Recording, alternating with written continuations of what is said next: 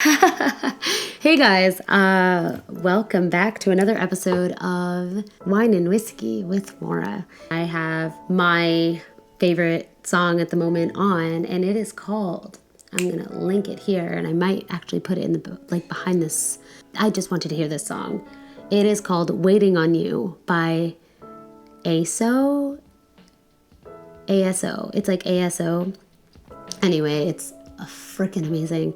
So today I'm going to be talking about my most heartbreaking experience and ultimately what I learned from it. I guess my most heartbreaking experience would be having someone be around every day of my life, only then, like almost overnight, it flips and it's the complete opposite. It wasn't just that.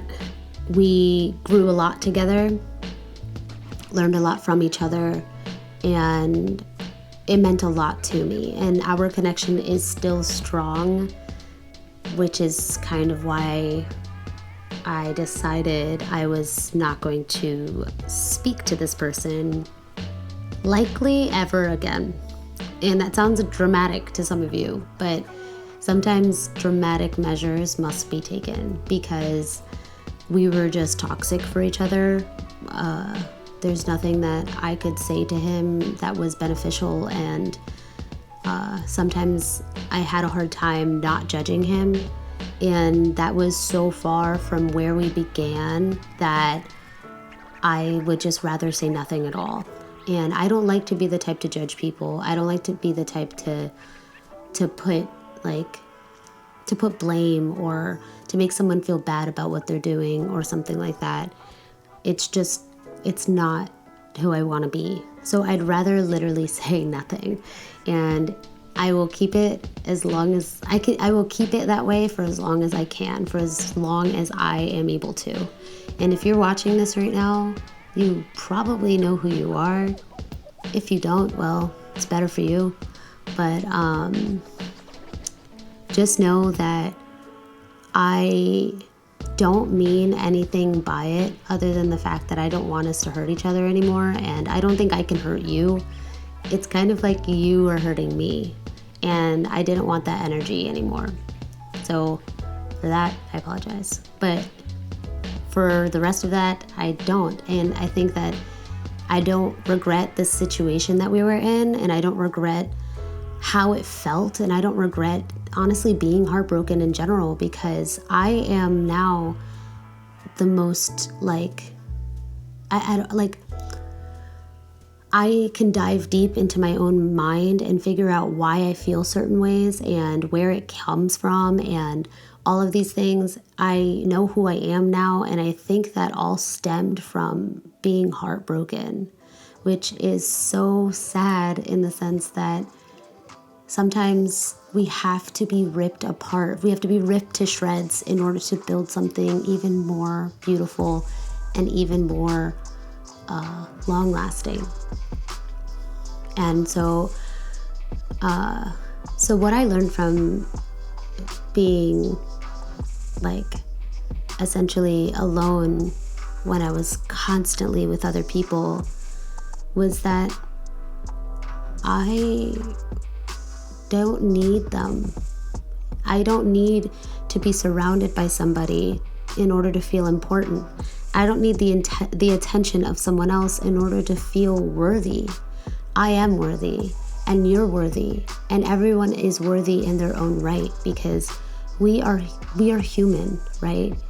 We evolve, and we learn from our mistakes, and we learn from other people's mistakes, and we are so incredibly diverse that all it really takes is a little bit of appreciating our own selves instead of the world around us, and we will feel that. We will feel how incredible we are. And sometimes you need someone else to show you that you didn't need them in the first place. I'm accomplishing more than I ever have. And I am the most alone. With anyone who isn't an immediate family member, I ghost and I literally disappear for a while because I need that time now. Now I feel that constant crave of like, when am I going to spend time alone today? And what am I going to do when I'm alone? And all of these things, like, but in a positive way now, versus thinking, oh man, what am I going to do?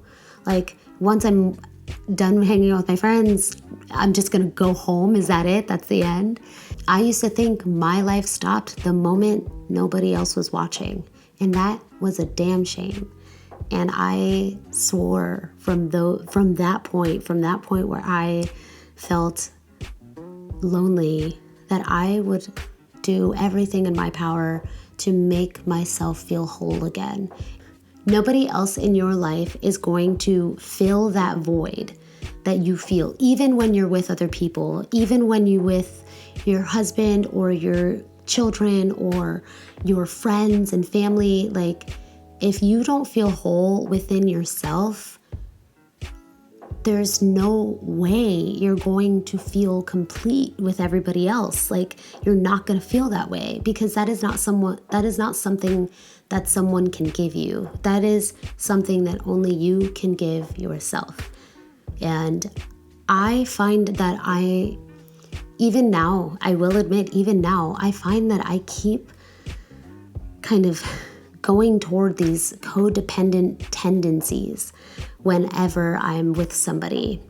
I think, oh man, I went to go visit this person, so I can't leave without them. I have to wait. So even if I'm across the world and I'm there to visit someone, I feel like I can't do things without them. Then, like, how would that make them feel? That is ridiculous. That is absolutely ridiculous, because if they don't have the time, they should fully expect you to not stop your plans because they can't make it. The point is that I believe that everybody is probably, I don't know this for a fact, and I don't want to like put experiences in people's minds and things like that or whatever, or this like idea in people's minds, but my belief is that everybody has to go through at least one heartbreak, right? Because that teaches us what we are to ourselves and then what people are to us. Versus it being like I feel like if you lose yourself in someone else, you're literally going to lose yourself completely. And I did that. I fully lost myself in this relationship, and it broke me apart worse than I could ever imagine. And I did think ahead of time that I was like, well, this person's probably gonna break my heart. I got into a situation that I knew I wasn't ready for. But maybe I was, you know what I mean? Maybe it was time for me to experience my own version of a heartbreak, because the relationship I was in before that, I kind of broke him apart as well as he did to me, but it was different. Like, he could have never broken my heart the way that this other person did.